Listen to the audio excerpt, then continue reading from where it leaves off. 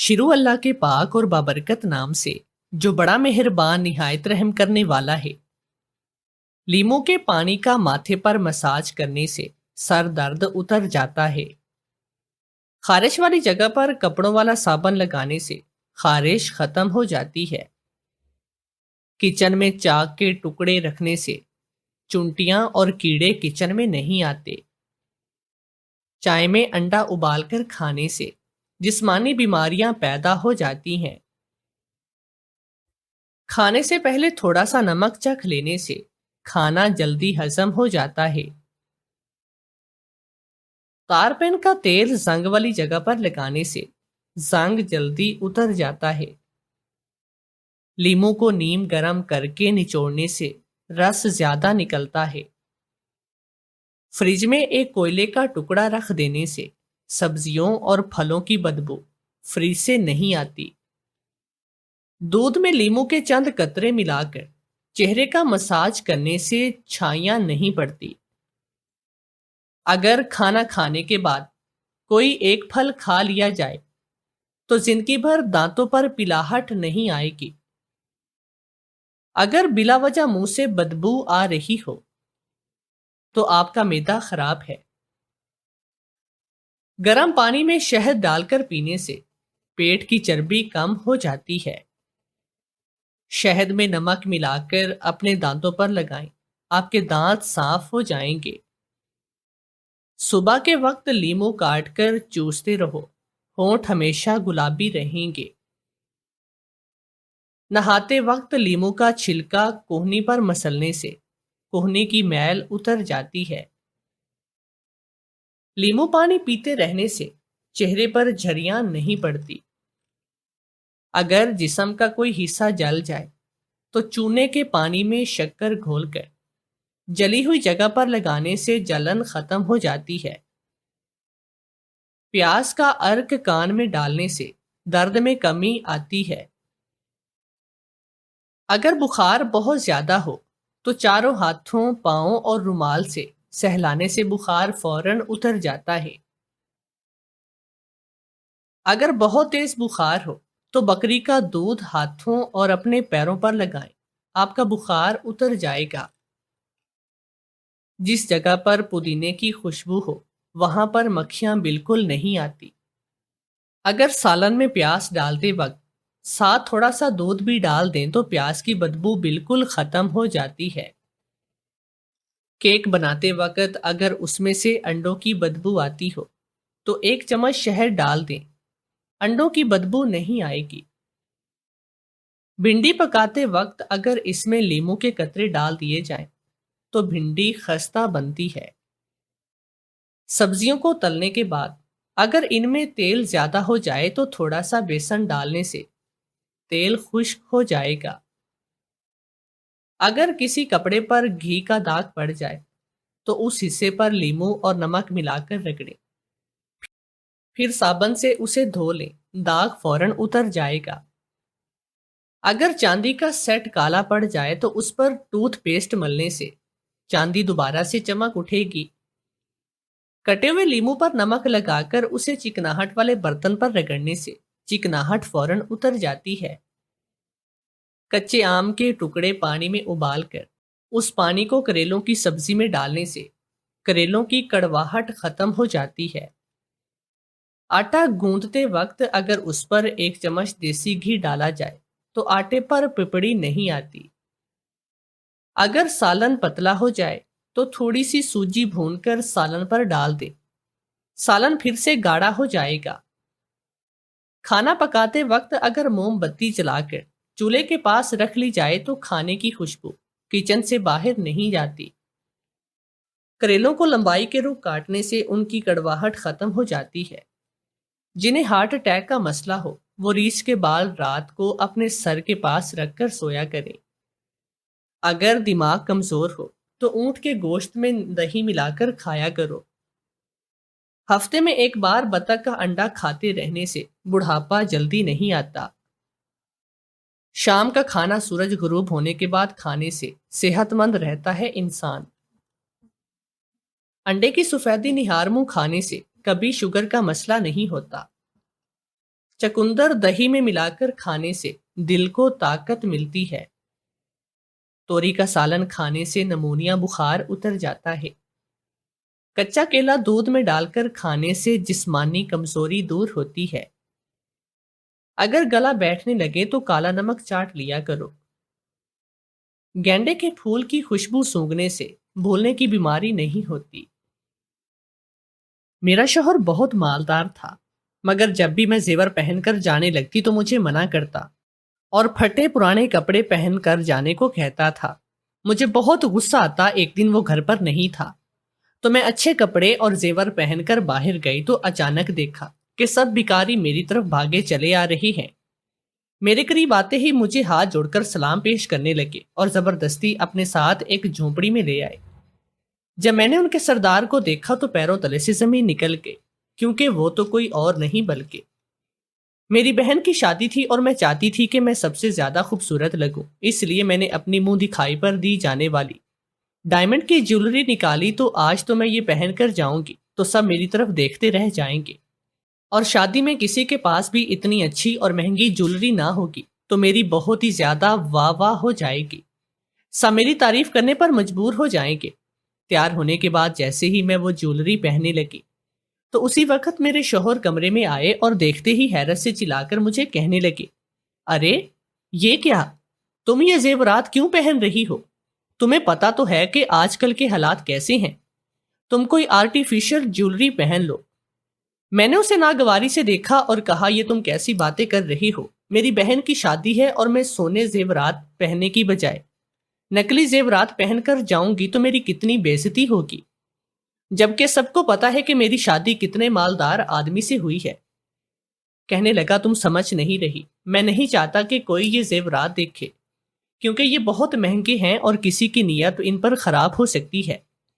तो मेरी बात मानो, तुम ये मत पहन कर जाओ। मैं किसी भी सूरत इसकी बात नहीं मानना चाहती थी, मगर उसने जबरदस्ती मेरा हाथ से वो जेवरात लेकर दोबारा अलमारी में रखे और कहने लगा कि तुम्हें जेवरात पहनने का शौक है तो घर में पहनो, मैं कुछ नहीं कहूंगा। लेकिन एक बात याद रखो, जब भी तुम घर से बाहर निकलोगी तो तुम कभी भी किसी भी तकरीब या कभी किसी मौके पर इन जेवरात को हरगिज़ भी नहीं पहनोगी। ये मैं तुम्हें पहली और आखिरी बार कह रहा हूं। उम्मीद है कि तुम्हें समझ में आ गई होगी। मेरा शौहर तो ये कहकर कमरे से बाहर चला गया, जबकि मैं तो उलझन में मुब्तला हो गई कि ये ऐसा क्यों कर रहा है। कहीं कंजूस तो नहीं? वैसे तो इतने मालदार और इतना अमीर है और मुझे चंद दिन के बाद कोई ना कोई सोने का तोहफा देता है, लेकिन जब दूसरों को दिखाने की और अपना स्टेटस शो करने की बात होती है तो ये मुझे मना कर देता है। हालांकि मैंने कई बार कहा कि मुझे अपनी माँ का तो ये सब दिखाने दिया करो, लेकिन वो नहीं मानता और कहता कि ये सिर्फ और सिर्फ मेरे और तुम्हारे लिए है और ये तुम घर में पहनोगी। और मुझे समझ में नहीं आती थी कि वो ऐसा क्यों कहता है। मेरी नई नई शादी हुई थी और मैं अपने शौहर के बारे में कुछ भी नहीं जानती थी। मैंने उससे शादी सिर्फ उसकी दौलत और अमीरत देकर की थी। वो एक अच्छा इंसान था या नहीं, या उसके वालिदैन कैसे थे, या उसकी फैमिली बैकग्राउंड कैसा था, मैंने कुछ भी जानने की कोशिश ना की, क्योंकि मेरे नज़दीक उसकी सबसे बड़ी खूबी यही थी कि वो एक अमीर इंसान है जो मेरे सब ख्वाब पूरे कर सकता है। इसलिए मैंने अपने घर वालों के खिलाफ जाकर उससे शादी की, और मेरी शादी को अभी सिर्फ 2 ही महीने हुए थे। उससे मेरी पहली मुलाकात मेरी एक अमीर दोस्त की बर्थडे पार्टी पर हुई थी। उसी ने मुझे उससे मिलवाया था। वो कहने लगी थी कि ये आजकल अपने लिए लड़की तलाश कर रहा है और बहुत ही अमीर आदमी है और मेरा दूर का कजन है। तुम चाहो तो मैं तुम्हारी इससे बात कर सकती हूँ। मेरी वो दोस्त जानती थी कि मेरी हमेशा से किसी अमीर आदमी से शादी करने की ख्वाहिश रही है, इसलिए उसने किसी और से पूछने की बजाय मुझसे पूछा था। मैंने शुरू से ही अपनी जिंदगी गुर्बत में गुजारी थी और मैं एक एक चीज को तरसती रही थी। मैंने अपने इर्द गिर्द कई ऐसी लड़कियों को देखा था जिनकी शादियां अमीर लड़कों से हुई तो उनकी जिंदगियां बदल गई। इसी वजह से मेरी भी शुरू से यही ख्वाहिश थी और मैंने पक्का फैसला कर लिया था कि मैं जब भी शादी करूंगी किसी अमीर इंसान से करूंगी, ताकि मेरी बाकी की जिंदगी तो सुकून से गुजरे। इसलिए जब मेरी दोस्त ने मुझे ये मौका फराहम किया तो मैंने इससे फायदा उठाने में देर ना की। अगरचे इस शादी के लिए मेरे घर वाले नहीं मान रहे थे, क्योंकि उनके नज़दीक दौलत से ज्यादा खानदान अहमियत रखता था, मगर मेरी जिद के आगे मेरी अम्मा मजबूर हुई, क्योंकि मैं उन्हें धमकी दी کہ اگر میری شادی اس سے نہ کی گئی تو میں زہر کھاؤں گی۔ اسی وجہ سے ان کو مجبوراً ماننا پڑا۔ اماں ابا نے مجھ سے پوچھا تھا کہ کیا میں اسے جانتی ہوں، تو میں نے جھوٹ بول دیا کہ ہاں میں اسے اچھے سے جانتی ہوں۔ وہ بہت ہی اچھا انسان ہے، جبکہ حقیقت تو بس یہی تھی کہ میں نے صرف اس کے بارے میں وہی سنا تھا جو مجھے میری دوست نے بتایا تھا، اور اس نے مجھے مکمل طور پر تسلی دی کہ تمہیں پریشان ہونے کی ضرورت نہیں، تم اس کے گھر میں راج کرو گی۔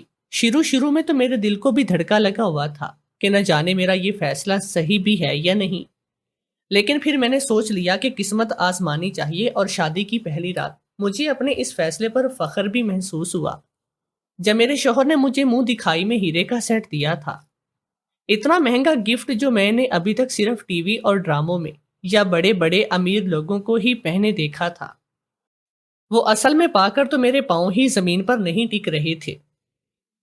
میرے ولیمے کا جوڑا بھی لاکھوں کا تھا۔ میری سبھی سہیلیاں اور کزن میرے نصیب پر رشک کر رہی تھی، اور دراصل حیرت میں مبتلا ہو رہی تھی کہ اس سے کتنا اچھا شوہر ملا ہے۔ اب تک تو سب اچھا جا رہا تھا، لیکن آج ہمارے درمیان پہلی بار معمولی سی جھڑپ ہوئی تھی، وہ بھی صرف اسی وجہ سے کہ میں اس کے دیے گئے زیورات اپنی بہن کی شادی میں پہن کر جانا چاہتی تھی، اور اس نے مجھے منع کر دیا تھا۔ تھوڑی دیر کے بعد میں نے ٹھنڈا دماغ سے خود کو سمجھایا مجھے اس سے لڑائی نہیں کرنی چاہیے، اور جو بھی بات تھی تحمل سے سننی چاہیے تھی۔ یہی میرے حق میں بہتر تھا، اس لیے میں اس سے مزید لڑنے کا ارادہ ملتوی کر دیا۔ ہم دونوں شادی پر چلے گئے۔ یہ دن تو اچھے سے گزر گیا، اور میں نے اس بات کا اتنا مسئلہ نہیں بنایا کیونکہ میں ہرگز بھی اپنے شوہر کے ساتھ جھگڑا کر کے ان ساری نعمتوں سے محروم نہیں ہونا چاہتی تھی۔ بڑا سا گھر، گاڑی اور جو میں مانگتی ہوں وہ سب مجھے مل جاتا تھا، لیکن تھوڑے دنوں کے بعد پھر سے وہی مسئلہ ہوا۔ تھوڑے دنوں کے بعد میں بازار جانے لگی تو میں نے سوچا کہ اپنے کانوں میں ہلکے سے بندے پہن لیتی ہوں۔ میں نے ایک بہت اچھا سوٹ نکالا، اس کے ساتھ میچنگ جوتا بھی۔ مگر جب میں تیار ہو کر گھر سے باہر نکلنے لگی تو اس وقت میرا شوہر گھر آ کر مجھے کہنے لگا کہ تم اتنی تیار ہو کر کہاں جا رہی ہو؟ تم ہرگز اس حلیے میں باہر نہیں جا سکتی۔ میں نے سوچا کہ ابھی پھر مجھے کہے گا کہ تم نے یہ سونے کے بندے کیوں پہنے، انہیں اتار کر جاؤ۔ تو میں نے اس کے کہنے سے پہلے ہی وہ زیورات اتار کر اس کے ہاتھ میں رکھے۔ مگر حیرت کا جھٹکا جب لگا جب وہ بازو پکڑ کر روکتے ہوئے کہنے لگا تم ایسے باہر نہیں جا سکتی۔ میں نے چلا کر پوچھا کیوں؟ اب کیا ہوا؟ اب تو میں نے یہ زیورات اتار دیے جن کے پہننے سے تمہیں مسئلہ ہوتا تھا، تو اب کیوں نہیں جا سکتی؟ کہنے لگا کہ تم ان کپڑوں میں نہیں جا سکتی، اتنے مہنگے کپڑے پہن کر تم باہر کیا کرنے جاؤ گی؟ اور یہ جوتے بھی اتنے مہنگے ہیں، ان کی قیمت بہت زیادہ ہے، تم ایسے باہر نہیں جاؤ گی، تم کوئی دوسرے کپڑے پہنو گی۔ وہ تو اس وقت مجھے بالکل جنونی ہی لگ رہا تھا۔ اس نے میرے ہاتھ پکڑے اور مجھے لے کر کمرے کے اندر آ گیا۔ میرے پاس تو سب ایک سے بڑھ کر ایک سوٹ تھے، اور کوئی بھی ایسا نہیں تھا جو گھٹیا کوالٹی کا ہو، مگر اس نے میرے لیے الماری سے ایک پھٹا پرانا جوڑا نکال کر رکھا۔ کہنے لگا دیکھو، میں نے یہ تمہارے آنے سے پہلے تمہارے لیے لا کر رکھا تھا، تمہیں جب بھی باہر جانا ہو تو تم یہی پہن کر جایا کرو گی۔ میں تو دنگ رہ کے مجھے سمجھ میں نہیں آ رہا تھا کہ میں کیا کروں، یہ ایسے کیوں کہہ رہا ہے؟ زیورات کی حد تک تو مانا کہ اسے چوری ہو جانے یا چھین جانے کا ڈر ہوگا، مگر میں اچھے جوتے اور اچھے کپڑے بھی پہن کر باہر نہیں جا سکتی۔ مجھے تو اس پل اس کے دماغی توازن پر شبہ ہوا، وہ ٹھیک بھی ہے یا نہیں۔ اتنا پرانا اور پھٹا پرانا جوڑا پہن کر تو میں کوئی بھکارن لگ رہی تھی، اس لیے میں باہر نہیں جانا چاہتی تھی، مگر وہ مجھے کہنے لگا کہ جب بھی اب تمہیں باہر جانا ہوگا تو تم یہی لباس پہن کر جاؤ گی، پھٹے پرانے کپڑے پہن کر۔ تم ہرگز بھی اچھے سے تیار ہو کر اور مہنگے مہنگے کپڑے، جوتے اور زیورات پہن کر باہر گئے تو تم نہیں جانتی تمہیں کتنا خطرہ ہو سکتا ہے، اور میرے لیے بھی اچھا نہیں۔ میں تمہیں بھی کھل کر کچھ نہیں بتا سکتا، مگر اتنا جان لو، میری یہ شرط ہے کہ تم باہر ایسے جاؤ گی جیسے کہ میں نے تم سے کہا ہے۔ میں اپنے شوہر سے ناراض ہو گئی، یہ کیا بات ہوئی، عجیب باتیں کیوں کر رہا ہے؟ تو مجھے منانے کے لیے اس نے گھر پر ڈھیر سارے برانڈڈ کپڑوں اور جوتوں اور میک اپ کا ڈھیر لگا دیا۔ پھر میرے لیے سونے کا سیٹ بھی لے کر آیا اور کہنے لگا میں تمہیں رانی بنا کر رکھوں گا، مگر یہ صرف گھر کی حد تک ہوگا، جب بھی تم گھر سے باہر جاؤ گی تو تمہیں میری شرط ماننی پڑے گی۔ مجھے اب تک اس کی شرط سمجھ میں نہیں آئی تھی کہ اس کے پیچھے کیا مقصد ہے، یا کسی قسم کا کوئی ڈر یا خوف تھا، یا پھر اسے کوئی نفسیاتی عارضہ لاحق ہو سکتا ہے جس کی وجہ سے وہ ایسی عجیب و غریب شرائط رکھ رہا تھا۔ میرے شوہر کے خاندان میں کوئی بھی نہیں تھا جس سے میں اس کی عادات کے بارے میں پوچھ سکتی تھی، کیونکہ اس کے ماں باپ تو پہلے سے وفات پا چکے تھے۔ وہ اکلوتا تھا، اس کا کوئی بہن بھائی نہیں تھا۔ اچانک یہ سوچتے سوچتے مجھے یاد ہے کہ کیوں نہ میں اپنی دوست سے پوچھوں جس نے یہ رشتہ اور شادی کروائی، اسے تو سب کچھ معلوم ہوگا۔ میں نے اپنی اس دوست کو کالز کرنے کی بہت کوشش کی، مگر اس کا نمبر مسلسل بند جا رہا تھا۔ مجھے اب سمجھ میں نہیں آ رہی تھی کہ میں اس مسئلے کا حل کیسے نکالوں۔ ایسے تو میں اپنی زندگی نہیں گزار سکتی تھی کہ گھر میں تو میں رانی بن کر رہوں، مگر جب باہر جاؤں تو میرا حلیہ نوکرانی جیسا ہو۔ اگرچہ اس نے مجھے کسی چیز کی کمی نہ ہونے دی، مگر پھر بھی میں ایسی زندگی ہرگز نہیں گزار سکتی تھی۔ ایک بار تو ایسا ہوا کہ میری ماں کی طبیعت بہت زیادہ خراب تھی اور مجھے اماں کی عیادت کے لیے جانا تھا۔ ظاہر سی بات ہے کہ شادی کے بعد جب بھی لڑکیاں اپنے میکے جاتی ہیں تو اچھے سے تیار ہو کر اور بن ٹھن کر جاتی ہیں، تاکہ ان کے شوہر اور سسرال والوں کی عزت بنی رہے اور ماں باپ کو ہی پتا چلے کہ وہ اپنے گھر میں کتنی خوش ہے۔ مگر میرا شوہر تو بات سمجھنے کو تیار ہی نہیں تھا۔ اس نے مجھے وہی سوٹ دیا اور کہا کہ تم یہی کپڑے پہن کر جاؤ گی جو پھوٹے پرانے تھے۔ میں سمجھ میں نہیں پا رہی تھی کہ وہ کرنا کیا چاہ رہا ہے۔ اس میں تو سراسر اس کی بے عزتی تھی۔ اگر میرے گھر والے مجھے اس حال میں دیکھتے تو وہی سوال اٹھاتے، تمہارے شوہر نے تمہیں کچھ بھی اچھا پہننے کو نہیں دیا۔ میں نے اسے سمجھا کر دیکھ لیا، مگر وہ میری بات سننے کو تیار بھی نہیں تھا۔ میرا جانا بھی بہت ضروری تھا اور میں اس حال میں بھی نہیں جانا چاہتی تھی۔ اس لیے میں نے ایک بڑی سی چادر اپنے ارد گرد لپیٹ لی تاکہ میرے یہ پھٹے اور پرانے کپڑے کسی کو نظر نہ آئے۔ جب میں گھر گئی تو میری بہنیں مجھے دیکھ کر بہت حیران ہوئی کہ آج مجھے کیا ہو گیا ہے۔ میں یوں چادر لپیٹ کر رکھی ہے اور اپنا لباس چھپا رکھا ہے، تو میں نے بہانہ بنایا کہ اصل میں میری خود کی طبیعت ٹھیک نہیں۔ مجھے بہت زیادہ ٹھنڈ لگ رہی تھی، اس لیے میں نے یہ چادر اپنے گرد لپیٹ رکھی ہے۔ مجھے بہت زیادہ شرمندگی کا سامنا کرنا پڑا تھا، اس لیے میں گھر واپس آ کر یہ فیصلہ کر چکی تھی کہ میں کہیں بھی نہیں جاؤں گی بلکہ اپنے شوہر کا راز معلوم کر کے رہوں گی۔ اب مجھے بھی اپنے شوہر کی حرکتوں پر شک ہونے لگا، کیونکہ میں تو اس کے کام کے بارے میں بھی نہیں جانتی تھی۔ وہ کیا کام کرتا ہے اس نے بس مجھے بتا رکھا تھا کہ اس کا بزنس ہے، لیکن کیا بزنس ہے کس شہر میں ہے اور وہ کیا کرتا ہے، میں نے پہلے تو یہ سب جاننے کی کبھی کوشش نہ کی، اور اب خود سے پوچھنا اچھا نہیں لگ رہا تھا۔ ایک دن میرے شوہر مجھے کہنے لگے کہ میں ایک کام کے سلسلے میں 2 دن کے لیے شہر سے باہر جا رہا ہوں۔ میرے پیچھے جب بھی تم گھر سے باہر نکلو تو تمہیں یاد ہے نا کہ تم نے کون سے کپڑے پہن کر جانا ہے، کبھی بھی گھر سے باہر تیار ہو کر مت نکلنا۔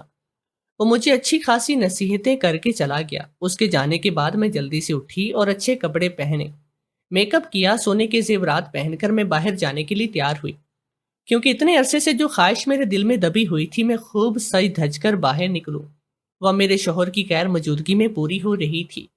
تو میں کیوں نہ اس سے فائدہ اٹھاتی، چونکہ گاڑی تو میرا شوہر لے کر گیا تھا اور ویسے بھی میں کیب بک کروا سکتی تھی یا رکشے میں بھی تو جا سکتی تھی، مگر میں نے پیدل چلنا بہتر سمجھا کہ مارکیٹ میں جب میں یوں چلتے ہوئے جاؤں گی تو ہر ایک کی نظر مجھ پر ہوگی اور سب مجھ سے متاثر ہو جائیں گے۔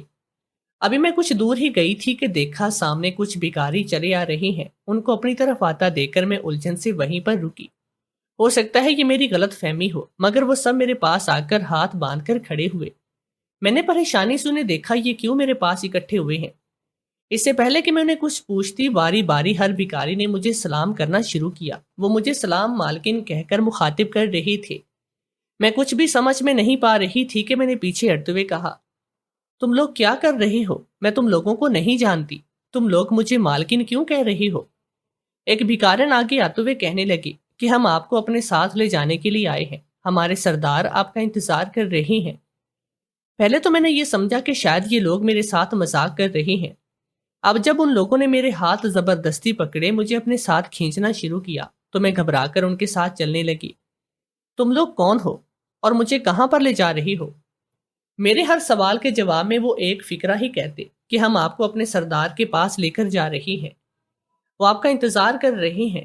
میں اپنے آپ کو چھڑانے کی بہت کوشش کر رہی تھی، مگر وہ لوگ کافی زیادہ تھے اور میں اکیلی تھی۔ وہ مجھے اپنے ساتھ کھینچتے ہوئے کچی بستی میں لے کر آئے تھے، جہاں مختلف جھونپڑیاں بنی ہوئی تھی۔ ایک جھونپڑی کے سامنے رک کر اس عورت نے مجھے اندر کی طرف دھکیل دیا اور کہنے لگی، اندر جائیے مالکن، سردار صاحب اندر بیٹھے ہیں۔ میرے لیے تو یہی بڑی حیرانی کی بات تھی کہ بھکاریوں کا کوئی سردار ہوتا ہے۔ بھلا ان میں کیا عہدے پائے جاتے ہوں گے اور مجھے کیا ضرورت تھی ان کے سردار سے ملنے کی۔ میں نے پیچھے مڑ کر دیکھا کہ میں واپس جا سکوں تو ان سب لوگوں کو وہیں دروازے پر کھڑے پایا تھا۔ مجبوراً میں اندر کی طرف قدم بڑھا دیے۔ سوچا کہ مل لیتی ہوں ان کے سردار سے، اس سے پوچھوں تو صحیح کہ اس کے ساتھی ہی مجھے یوں یرغمال بنا کر کیوں لائے ہیں اور مجھے سے کیوں ملنا چاہتی ہیں، جبکہ میں تو اس کو جانتی بھی نہ تھی۔ میں نے جو ہی جھونپڑی کے اندر قدم رکھے تو مجھے ایسے لگا جیسے کہ قیامت میرے سر پر ٹوٹ پڑی ہو۔ مجھے اپنی آنکھوں پر یقین نہیں آیا، سامنے کرسی پر بیٹھا شخص کوئی اور نہیں بلکہ میرا اپنا شوہر تھا۔ اس وقت وہ بالکل ہی الگ انسان کے روپ میں تھا۔ مجھے دیکھ کر اونچی آواز میں ہنسنے لگا اور کہنے لگا، مجھے معلوم تھا کہ جیسے ہی میں گھر سے نکلوں گا تو میرے حکم کی عدولی کرو گی، اور دیکھو میرا خدشہ بالکل سچ ہوا۔ تم جیسی عورتیں ہی ہوتی ہیں جو پیسے کے لالچ میں کسی بھی حد تک گر سکتی ہیں۔ اس پل اسے دیکھ کر اتنا حیران تھی کہ 2 منٹ تو مجھے کچھ سمجھ میں نہیں آیا کہ میں کیا رد عمل دوں۔ پھر اچانک مجھے ہوش آیا تو مجھے یاد آیا کہ وہ بھکاری مجھے یہ کہہ کر لائے تھے کہ ان کے سردار نے مجھے بلایا ہے۔ تو کیا میرا شوہر ایک بھکاری تھا؟ میں ہرگز بھی اس بات پر یقین نہیں کرنا چاہتی تھی، مگر جو کچھ میرے سامنے ہو رہا تھا اس سے تو صاف صاف یہی ظاہر ہوتا۔ ابھی میں اسے پوچھنا چاہ رہی تھی کہ یہ سب کیا ہے، وہ اس علاقے میں کیا کر رہا ہے، اچانک ہی اس نے آگے بڑھ کر میری گردن دبوچ لی۔ مجھے کہنے لگا کہ تم نے میری بات نہ مان کر بہت بڑا نقصان کیا۔ میں نے تمہیں منع بھی کیا تھا کہ ایسے ہرگز باہر مت آنا، لیکن تم نہ مانی۔ اب میں تمہیں سزا دوں گا، اور ایسے سزا دوں گا کہ تم ساری زندگی کے لیے یاد رکھو گی۔ لالچ کرنا کتنی بری عادت ہے، تم ایک بری عورت ہو۔ وہ مسلسل بڑبڑاتے ہوئے میری گردن پر دباؤ بڑھاتا جا رہا تھا، اور اگر 2 منٹ تک ایسا ہی رہا تو شاید میں جان کی بازی ہار دیتی۔ میں نے بڑی مشکل سے اسے پیچھے سے دھکا دیا اور وہاں سے بھاگ گئی۔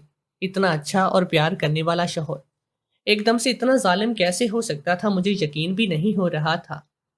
میں پہلے تو اپنے گھر جانے لگی، پھر سوچا کہ وہ وہاں بھی نہ پہنچ جائے۔ اس وقت وہ بالکل وحشی اور جنونی تھا، اس لیے میں اپنی اسی دوست کے گھر پر چلی گئی جس کی وجہ سے میں اس مصیبت میں پھنسی تھی۔ میں نے جاتے ہی اس سے پوچھا کہ تم نے میرے ساتھ اتنا بڑا دھوکا کیوں کیا؟ میں نے تمہارا کیا بگاڑا تھا؟ وہ مجھ سے پوچھنے لگی کہ کیا ہوا، تم اتنی گھبرائی ہوئی کیوں ہو؟ تو میں نے اسے شروع سے لے کر اب تک سارے واقعات بتائے اور کہا کہ میرے ساتھ اب تک کیا ہوتا رہا ہے۔ وہ تو گمسم سی ہو گئی اور مجھے کہنے لگی کہ مجھے تو لگا تھا کہ وہ ٹھیک ہو گیا ہوگا، لیکن میں سوچ بھی نہیں سکتی کہ اس کا مرض اس حد تک بڑھ جائے گا۔ اس بیچارے کی زندگی تو شروع سے ہی بہت ہی مشکلات کا شکار رہی ہے، اگرچہ دولت کی کوئی کمی نہ تھی، مگر دولت ہی تو سب کچھ نہیں ہوتی۔ اس کی ماں اسے بچپن میں چھوڑ کر چلی گئی۔ اس کا یقین دنیا کی ہر عورت سے اٹھنے لگا اور اسے ہر عورت کی بات، کردار اور بری لگنے لگی۔ جو دولت کی پجاری ہوتی ہے، بڑی مشکل سے ہم اس نارمل زندگی کی طرف اسے لے کر آئے تھے۔ اس کی شادی کروائی، مگر بدقسمتی سے وہ لڑکی بہت لالچی تھی اور اس کو لوٹ کر چلی گئی، جس کے بعد اس سے اس کا ذہن خراب ہو گیا۔ ہم نے اس کا بہت علاج کروایا اور ہم سب کو یہی تھا کہ اب ٹھیک ہو چکا ہے، اس لیے ہم نے اس کی شادی کروانے کا فیصلہ کیا۔ تم سے شادی میں نے صرف اس لیے کروائی تھی کیونکہ میں جانتی تھی کہ تم شروع سے ہی کسی امیر انسان سے شادی کرنا چاہتی ہو۔ میرا یقین کرو، میں نے کبھی تمہارے بارے میں غلط نہیں سوچا۔ مجھے تو یہی تھا کہ یہ بالکل ٹھیک ہو چکا ہے اور اب اسے کوئی بھی نفسیاتی مرض لاحق نہیں، مگر میں کیا جانتی تھی کہ بظاہر ٹھیک ہے اور اندر ہی اندر وہ کس حد تک پہنچا ہوا ہے۔ اسے لگتا ہوگا کہ تمہیں دیکھ کر کوئی تمہیں اسے چھین نہ لے، اس لیے وہ تمہیں بدصورت بنا کر باہر بھیجتا تھا۔